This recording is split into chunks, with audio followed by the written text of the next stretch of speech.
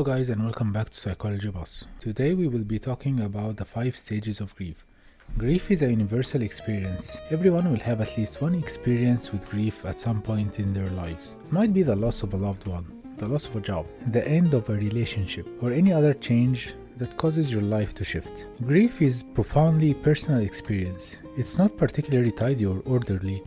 It isn't bound by any timetables or schedules. You might cry, get furious, withdraw, and feel empty. None of this is odd or incorrect. Everyone grieves in their way. Although there are certain similarities in the phases and sequences of emotions felt throughout grief. In her book on death and dying, published in 1969, a Swiss-American psychiatrist named Elisabeth Kubler-Ross proposed that grieving could be divided into 5 stages. Years of working with terminally sick people informed her observations. The Kubler-Ross model of grief was named after her. Phases of grief have been altered for numerous experiences with loss, and even though they were originally designed for persons who were sick.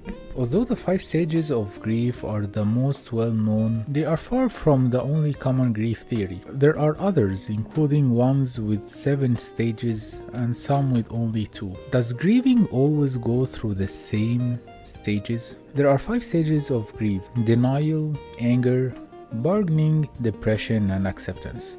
Not everyone will go through all 5 stages, and they may not be in this order. Because each person's grief is unique, you may begin by bargaining with your loss and then go on to a rage or denial. You could stay in one of the 5 stages for months, but miss the others entirely. So, stage 1, denial. Grief is a powerful feeling that may consume you. It's not uncommon to act as if the loss or change isn't happening in response to the deep and often unexpected feelings. Denying it gives you some time to progressively absorb and understand the information. This is a common protective technique that helps you become numb to the situation's severity. However, when you progress past the denial stage, the emotions you have been suppressing will begin to resurface. This is also part of the grieving process because it can be challenging. Stage 2, anger. Anger is a masking effect, whereas denial may be considered a coping method. Many of your emotions and pain are hidden behind your anger. This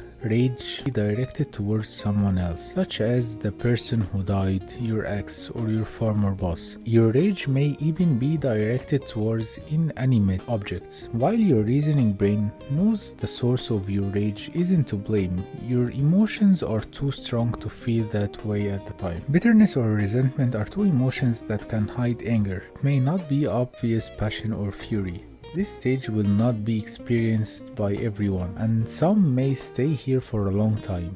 However, when your anger fades, you may be able to think more clearly about what's going on and feel the emotions you have been ignoring. Stage 3, bargaining. You may feel vulnerable and powerless when you are grieving. It's typical to desire to retake control or feel like you can influence the outcome of an event while you are experiencing strong emotions. You may find yourself making a lot of "what if" and "if only" statements during the bargaining stage of grief. Bargaining is a coping mechanism for grieving people. It allows you to put off feelings of grief, confusion, or hurt. Stage 4, depression. Depression can feel like a silent stage of grief, whereas rage and bargaining can feel quite active. You may be running away from your feelings in the early phases of grief, attempting to keep one step ahead of them. However, at this time, you might be ready to embrace and work through them more healthily. To completely cope with the loss, you may prefer to separate yourself from others. This isn't to say that depression is simple or well-defined.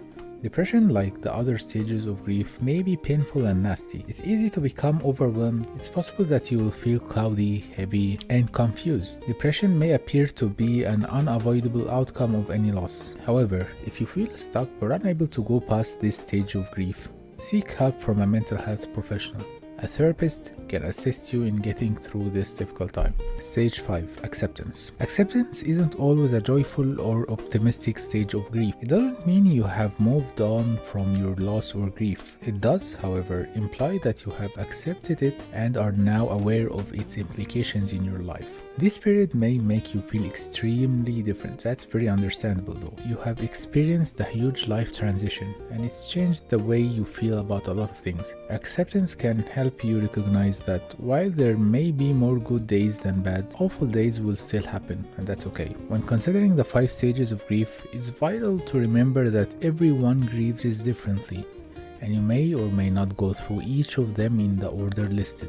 The distinctions between these stages are frequently blurred. We may go from one to the next and back before fully entering a new stage. The takeaway: there is no prescribed time frame for any of these steps. Someone may pass through these stages quickly, such as a matter of weeks, while another may take months or even years to reach a point of acceptance. It's acceptable for you to take your time moving through these stages. Thank you for sticking till the end of the video. See you in the next video. Bye now.